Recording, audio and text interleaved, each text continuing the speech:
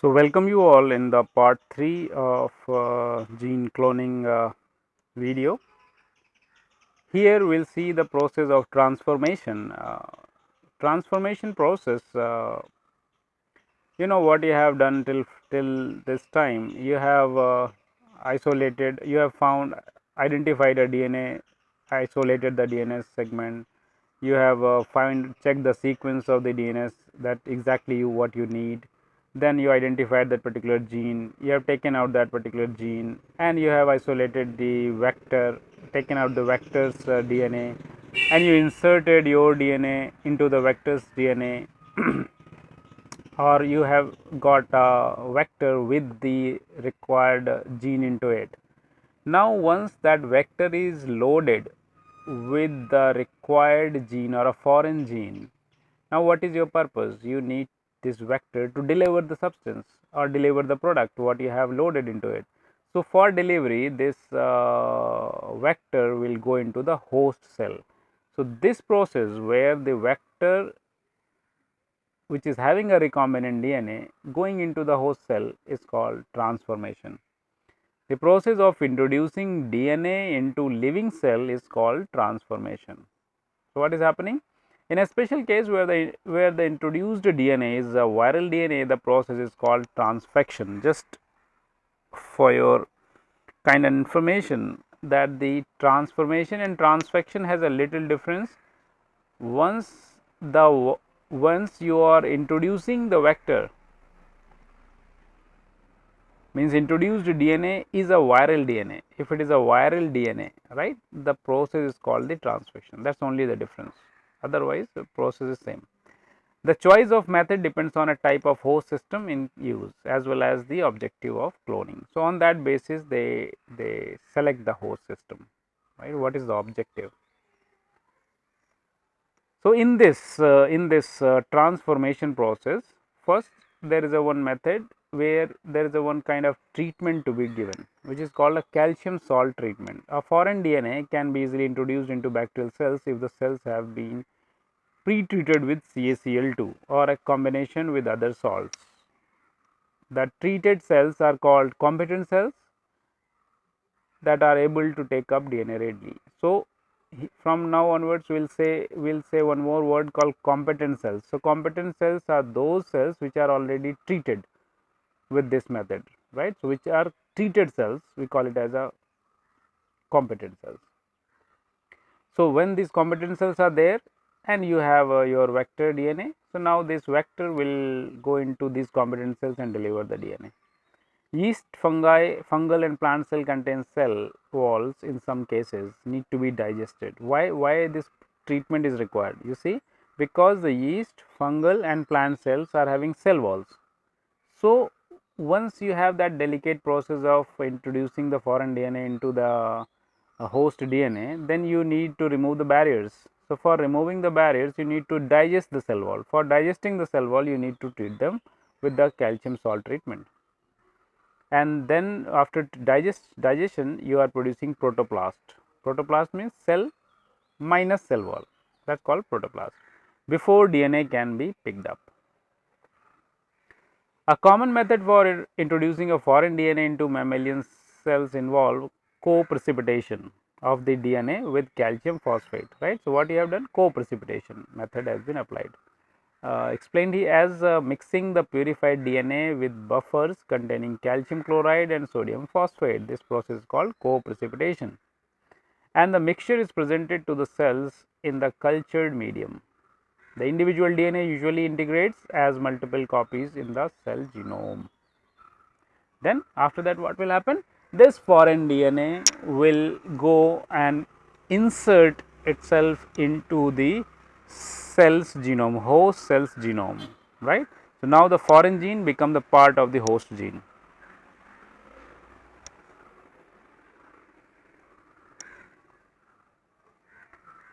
Another method called electroporation to increase the efficiency of DNA uptake. Now, this is all methods are helping this process to get more smoother and faster. So, electroporation is also helping the increasing the efficiency of DNA uptake.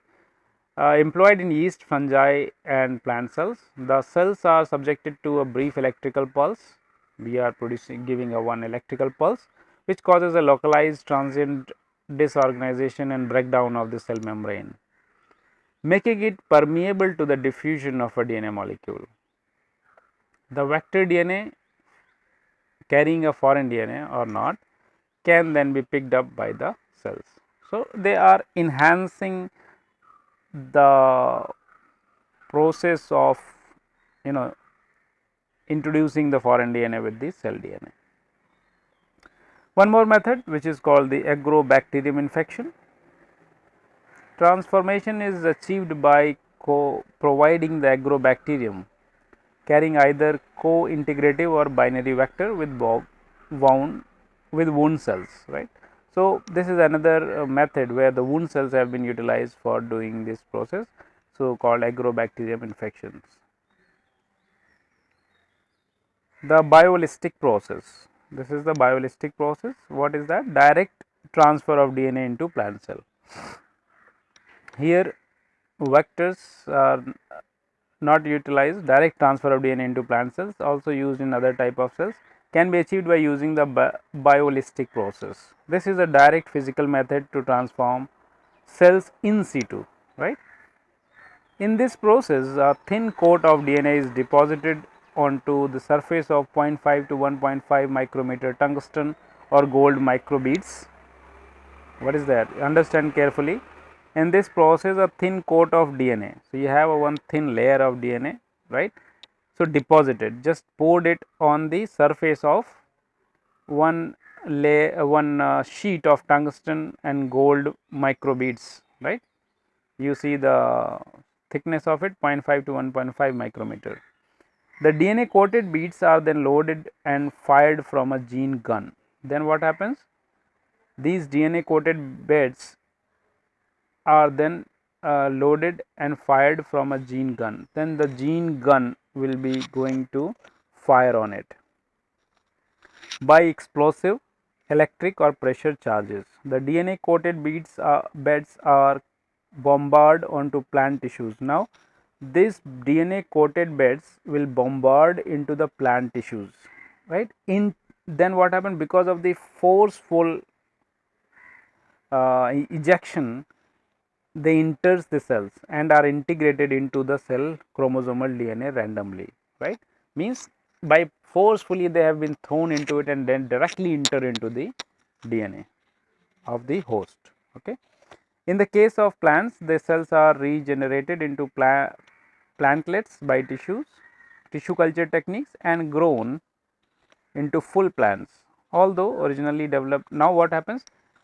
Once this foreign DNA or gene is been introduced into the host cell by the forceful ejection method by the gun, then now the foreign gene is introduced into the host cell. Now the host cell will be grow by the cell tissue culture method, plant tissue culture method, and they will grown into the full plant. Now the full plant which is been grown now is having the foreign gene in it. Although originally developed for plant cells, this method can be applied to animal cell tissues and organelles, yeast, bacteria and other microbes, right. So, this is a gun look like, right. Here you have a micro projectile has been shown here, right. In this area coated DNA on microbeads are there. This is the target cell, right, and they inject from here with the high pressure gun, and then this DNA which is already loaded on microbeads will be forcefully entered into the target cell like this and directly go into the DNA. So, like that this process works. So, you have seen another method I told you in beginning is called viral transfection. This has been discussed in the relation to the construction of a retrovirus vectors for animal cells and bacteriophage lambda for bacterial cells. So, in that case we call it as viral transfection. Here one very important technique is called micro injection, right, which you have seen the above diagram where the gun is been there. So, by the micro injection it has been loaded.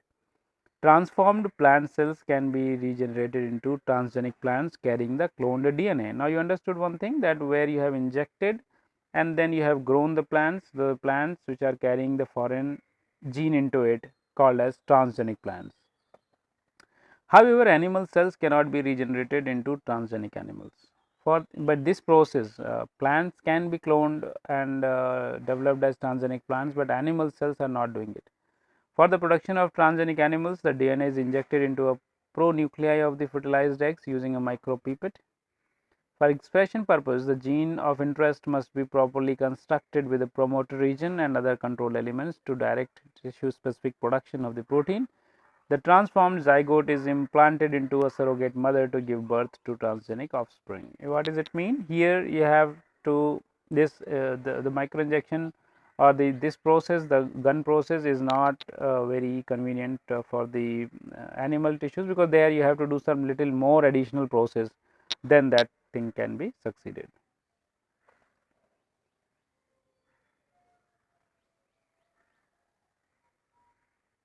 Injecting DNA into pronuclei. Now, one more method is called the nuclear transfer. The technology of nuclear transfer involves the removal of the nucleus from an unfertilized eggs. Removal, now you remember the IVF technique, have you heard now? In vitro fertilization technique. So, in that in vitro fertilization techniques, this is also a kind of a cloning you are doing, right? So, there a nuclear transfer method has been applied. The technology of a nuclear transfer involves the removal of the nucleus from the unfertilized eggs oocyte taken from an animal soon after ovulation by using a dedicated needle operated under a high power microscope. So, usually they take the egg out of the women body through the microscopical method. Through a needle they take it out, that oocyte, the nucleus from the oocyte, right, and then put into the very high specialized what call the test tubes outside, or the devices. The resulting cell, now developed genetic material, is fused with the donor cell carrying its complete nucleus, right. Now they have taken the sperm nuclei and they add it together outside. That's why it's called the in vitro fertilization method. The fused cells then develop like a normal embryo. Then outside the body, the normal embryo has been formed. When the embryo has been formed, then they again take this embryo and put into the same women, or maybe the different women. If it is a different woman, we call it a surrogate mother. If it is the same woman, then we can implant into there. So, and finally implanted into the uterus of a surrogate mother to produce offspring. Instead of using a whole donor cell to fuse with the recipient cell, the donor cell nucleus can be removed and transferred by injecting the DNA directly into the recipient cell. You can see unfertilized egg, there is a nucleus, egg devoid of nucleus, then donor cells nucleus, then add it, make it zygote.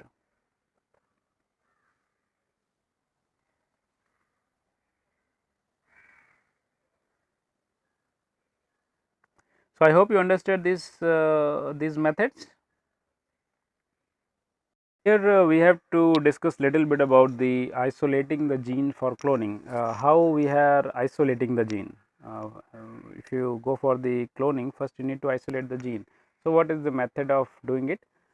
Gene cloning requires as an initial step isolation of a specific gene. This is an initial step, isolation of a specific gene encoding for the protein of interest. In the above talks, I have told you, I have not explained this part in detail, that how we have isolated. Here just to tell you how to isolate that gene. So, isolation of a specific gene encoding for the protein of interest. Locating and selecting a single gene among thousands of genes is a genome is not a simple task. Then what to do with that? First, we have to understand the genomic library. For prokaryotes, identification of a particular gene is usually made by first constructing a genomic library. Means first you make a library, out of that you select what gene you are looking for. The total genomic DNA is isolated. You can understand this point very well, that the total genomic DNA is isolated, purified, and digested with the restriction enzyme. The short DNA fragments are then cloned into a suitable vector, for example, bacteriophage lambda vectors or fragments. The resulting recombinant lambda DNAs are assembled into phase particles by in vitro packaging with all the required phase proteins provided by lambda phase mutant that cannot replicate. Now, we have a library of all genomic DNA in short fragments. What the usually fragment length we have 15 kb around, cloned into bacteriophage lambda vectors, packaged into viable phase particles. The phase particles are used to infect E. coli cells. This all we have discussed above. This is just to tell you that first we have to make the library, and after making a full library you have to select that particular gene out of it.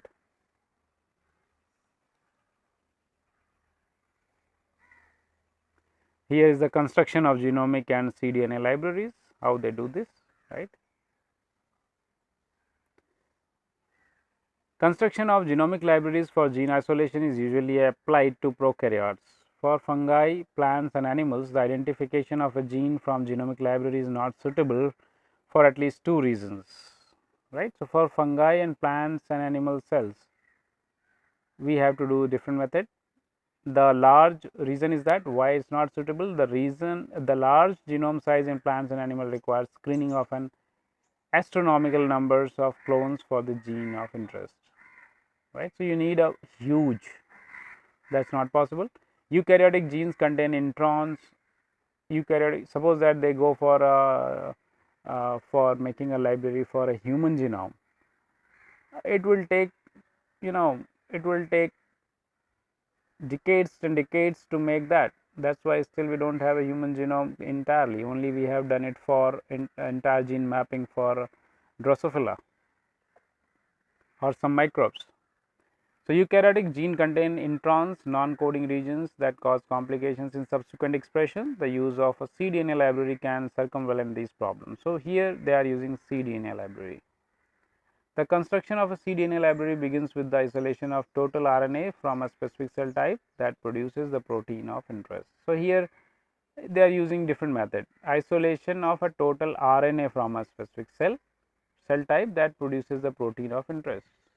The isolation of mRNA from the total RNA followed by the conversion of the mRNA molecule to complementary DNA strands. So, they are here specifying not taking the whole DNA, in spite of they are taking the particular mRNA which is containing that information which is going to make further proteins, right. So, they are taking that mRNA and then that mRNA will make particular DNA and then they will take that complementary DNA strand, and that is only they are studying. Okay. So, cDNA is a complementary DNA what they are taking out of from the RNA method. Okay.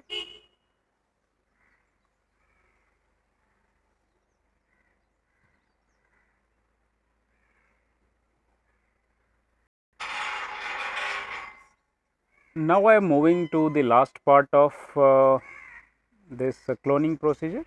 You understood the whole cloning method, right? How to cloning to be done from the very basic process to all the techniques and methods. Now, we are doing this cloning and what is the use of this cloning. This is part is explaining you the application of the gene cloning, right. Here I am not taking in detail of the application. Actually, its application of gene cloning is an important process. You may get a one question out of this only. So, I am just highlighting the points. Later you can go through in detail and read about this. So, applications in we have the lot of applications of gene cloning in the agriculture department or agriculture processes. For example, you have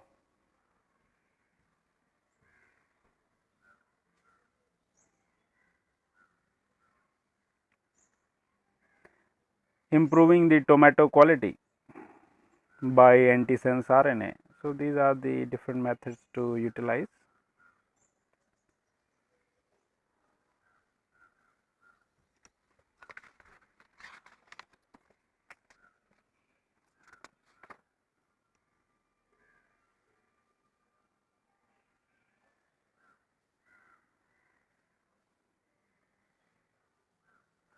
Here they have shown one full chart where they are explaining the strategy for engineering tomatoes by antisense RNA. So, very simple and clear chart which can explain you well that how this whole process performed.